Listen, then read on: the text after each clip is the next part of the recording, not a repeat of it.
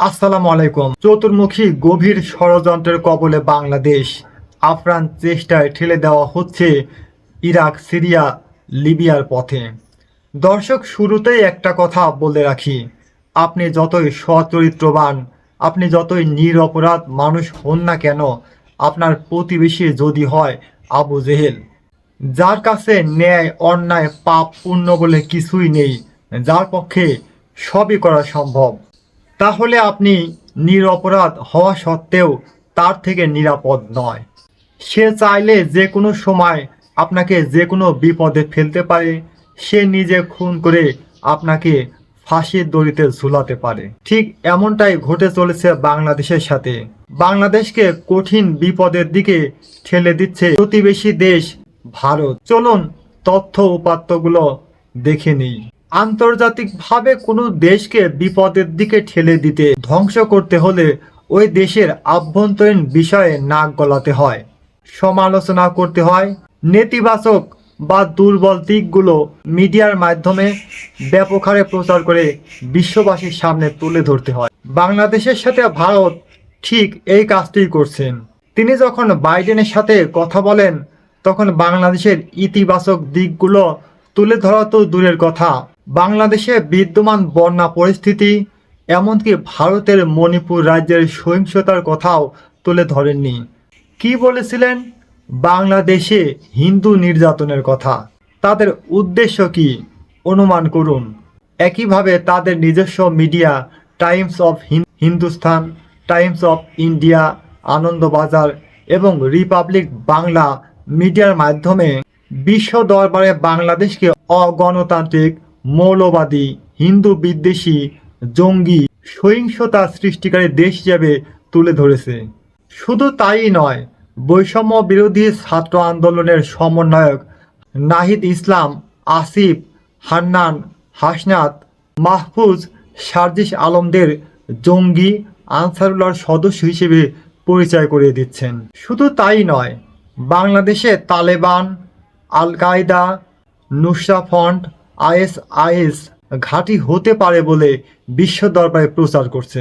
চরম হিংসায় পড়ে ডক্টর ইউনূসের বিরুদ্ধে নানা ষড়যন্ত্রের জাল বুনছে, যাতে দেশ এবং আন্তর্জাতিক মহলে বাংলাদেশ এবং ইউনূস বিরোধী মনোভাব গড়ে ওঠে। ভারতের জয়শঙ্কর বিভিন্ন স্থানে গিয়ে বাংলাদেশের সমালোচনা করছে, এমনকি বাংলাদেশকে হুমকিও দিচ্ছে। ভারতের মিডিয়া নিরলসভাবে এগুলো প্রচার করছে, এমনকি প্রচার হচ্ছে বিশ্ব মিডিয়াতেও। উদ্দেশ্য বাংলাদেশের ভাবমূর্তি নষ্ট করা এবং বিদেশি শত্রু কর্তৃক বাংলাদেশে আক্রমণ করা। দর্শক, যদি প্রশ্ন করেন ভারত কি, ভারতের ক্ষমতা কতটুকু, ভারতের উদ্দেশ্য কি, ভারত এগুলো করে কি করতে পারবে, ভারত এগুলো কেনই বা করছে, তাহলে উত্তর জেনে রাখুন। দর্শক, ঠিক একই পথ ব্যবহার করে, ঠিক একই কাজ করে ইসরায়েল, আমেরিকা ও ইংল্যান্ডের দৃষ্টি আকর্ষণ করে লিবিয়া, ইরাক, সিরিয়াকে ধ্বংস করেছে। আজও মুসলিম বিশ্বে কি চলছে একটু চিন্তা করে দেখুন। বিভিন্ন অজুহাতে দেশদ্রোহী এক দলকে বুঝিয়ে সরকার বিরোধী আন্দোলন ঘটিয়ে বর্তমান সরকার এবং দেশ তাদের জন্য নিরাপদ না, এইভাবে বুঝিয়ে বিশ্ব দরবারে সন্ত্রাসী, পরমাণু অস্ত্রের দেশ দেখিয়ে লিবিয়া, সিরিয়া এবং ইরাকে আক্রমণ করা হয়েছিল। তবে আজ পর্যন্ত কোনো প্রকার প্রমাণ দেখাতে পারেনি বিশ্বকে, বরং সেখানে অস্ত্র বিক্রি করেছে, ইসলাম ধ্বংস করেছে, সেখানকার সম্পদ চুরি করেছে, সেখানে গণহত্যা চালিয়েছে ইসরায়েল, আমেরিকা আর তার দোসররা।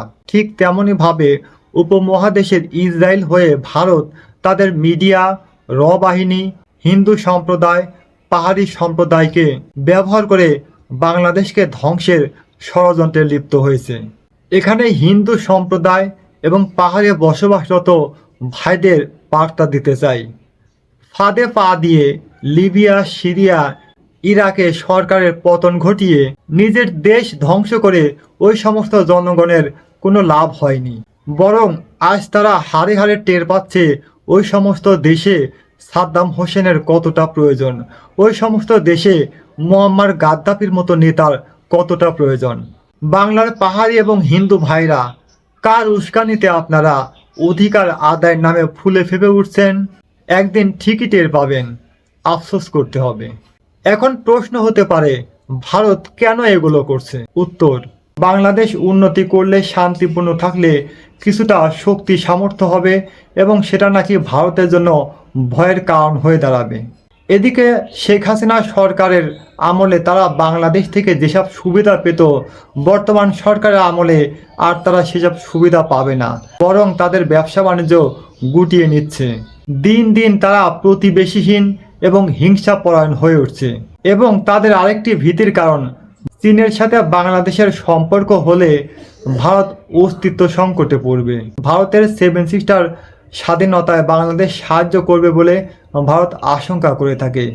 ইত্যাদি কারণে ভারত বাংলাদেশে বিশৃঙ্খলা ঘটিয়ে বাংলাদেশকে টুকরো টুকরো করার খেলায় লিপ্ত হয়েছে। এর জন্য ভারত ব্যবহার করছে বাংলাদেশের হিন্দু পাহাড়ি সম্প্রদায়ের ভাইদের, যেখানে ভারতের উত্তরপ্রদেশ, মণিপুর, আসাম, ত্রিপুরা, এমনকি পশ্চিমবঙ্গে মুসলিম এবং সংখ্যালঘুরাই চরম অস্তিত্ব সংকটে রয়েছে, চরম নির্যাতনের শিকার হচ্ছে। ভারতের মাটিতে তাদের বসবাস করা কঠিন হয়ে পড়ছে। সেখানে ভারত বাংলাদেশের সংখ্যালঘুদের নিয়ে চরম চিন্তিত, চরম ব্যস্ত। ভারতের দাবি, বাংলাদেশে দিন দিন হিন্দু সংখ্যালঘুদের সংখ্যা কমছে। হিন্দুদের সংখ্যা কমে 31% থেকে বর্তমানে 8% এসেছে। তাদের দাবি এটা হিন্দু নির্যাতনের কারণ। দর্শক, বিভিন্ন কারণে এটা হতে পারে।